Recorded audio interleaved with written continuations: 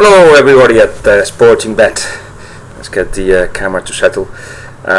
It's a sunny day, as you can see on that side, in Swansea, out of all places where I've spent all week. Just seeing the club, talking to people at the club, meeting the chairman, Michael Laudrup, the three Spanish guys. We're going to do some reports from Swansea for Revista de la Liga in Sky.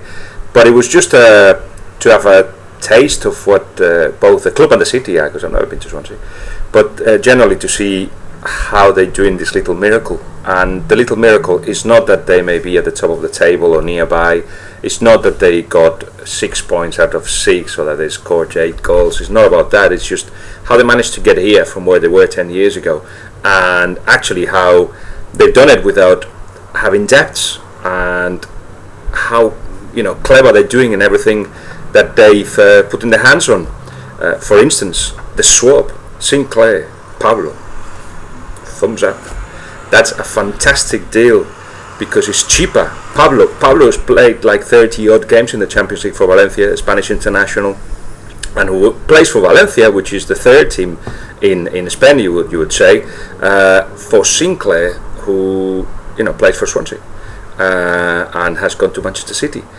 Now, if you had a player, say at Arsenal, for instance, as Michael Laudrup plays, who actually who's an international, has played Champions League, and who decides to go to Swansea, how much would it cost? Certainly not 7 million euros, 5.5 million pounds. So, again, very clever. They've improved in what they had. And with Pablo, interestingly enough, and that links to the game at the weekend against Sunderland, interestingly enough, is not a winger in the old-fashioned kind of type of winger. It's a winger that comes in, is clever, that can play between the lines. That's what Michael Laudrup wants. This is the big change that he's doing with the team. Instead of playing very, very wide, as for instance Barcelona would normally do, with two wingers, say Pablo and Tello, when he plays on the left-hand side, very, very wide. He wants everybody to be more compact and more inside. Obviously, they're going to need a lot of help from the fullbacks to make the team wide. But all in all, it is an interesting development. I need to see, and I've spoken to Michael about this, I need to see how it all works. Obviously, his idea is pretty clear, and he knows what he's doing, obviously. But if teams start defending deep against Swansea, that could be the case of Sunderland, and counter-attack, they may need the width, not just from the backs, but from wingers as well. If you have clever players, Pablo, you know when to go wide or when to go inside. So that's the idea that Michael has got. Interesting that Sunderland is the next team. You would say clubs that are same level, perhaps at the moment. In any case, it will be at Swansea.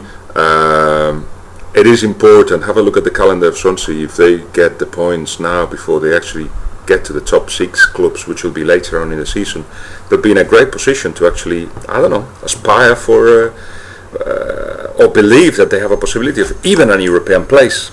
We'll see. But in any case, at this weekend, I just think they're going to win again, and they will have to deal with a different kind of danger to the one they faced so far with Sunderland. But I'm sure Fletcher will play, and will play as well. So the quality has improved for the side. But while they kind of adapt, Swansea may take advantage by keeping the ball. You keep the ball and you find in the Sunderland defence. I'm pretty sure about that. Perhaps a 2-0 again defeat by Sunderland, with Swansea scoring but not conceding. How about that? And then of course the other big game of the weekend will be Liverpool playing Arsenal, and great performance from the Liverpool players against City. There was commitment, there was belief, there was aggression, there was everything you require.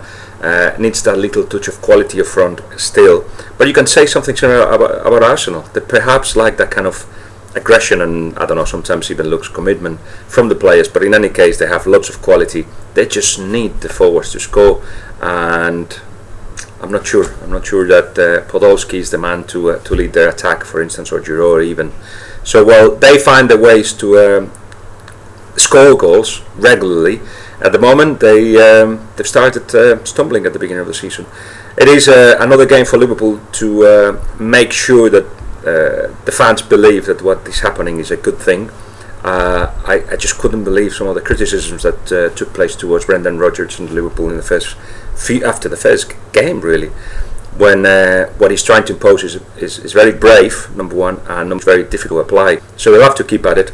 There will be mistakes being made. Let's see if the Liverpool fans can accept those mistakes taking place. But against Arsenal, again, it will be about commitment and aggression. I think there's going to be a draw in that one.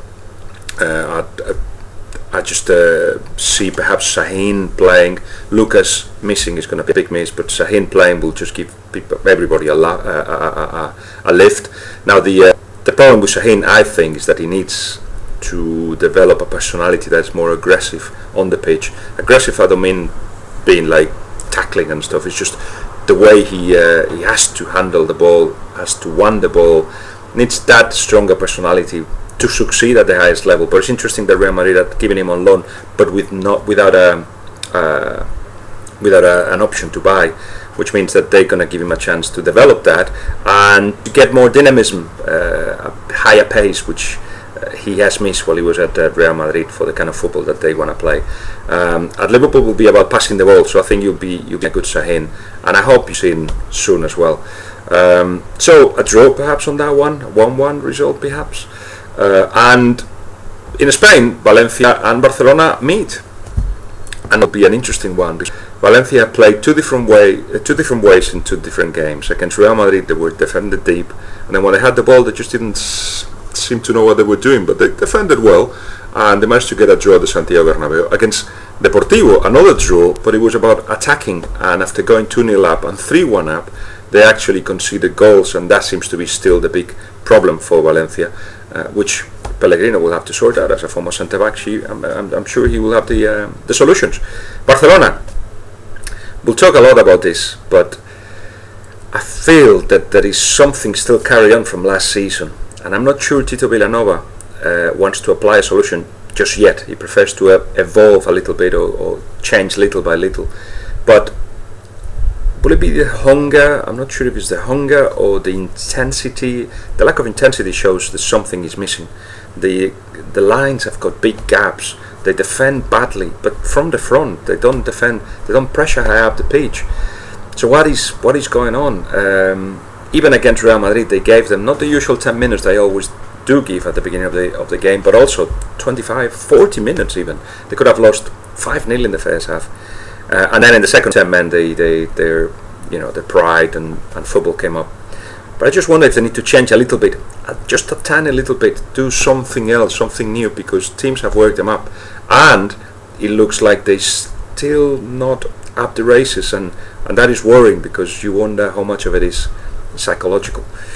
So I see still Barcelona beating Valencia. Perhaps by even one goal, and not being very convincing as they were against Osasuna. But they need that victory to tense things around a little bit, because otherwise questions will be making headlines then. And let's see about Cesc. Let's talk about Cesc next week. Alright, well that's it for now. I hope you enjoy it, and I'll talk to you next week. And soon we'll be talking about the Champions League, which looks amazing. Bye.